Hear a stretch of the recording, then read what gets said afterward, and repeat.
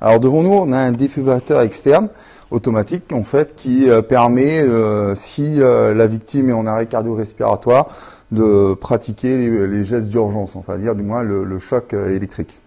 Donc la première chose, c'est d'appeler les secours, faire le 15, d'accord. Effectivement, plus on a donné maximum de chances de survie à la victime, on appelle rapidement le 15.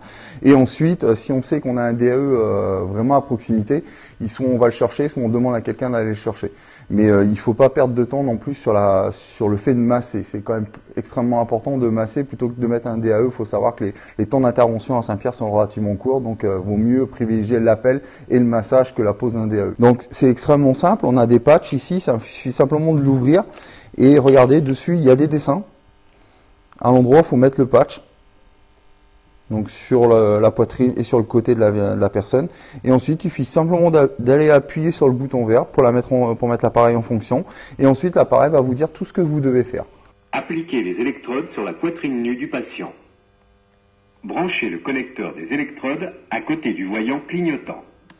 Analyse du rythme cardiaque en cours. Ne pas toucher le patient. Choc recommandé. Appareil en charge. Restez à l'écart du patient. Délivrez le choc maintenant. Appuyez sur la touche orange maintenant. Donc là, il ne reste plus qu'à aller masser la victime.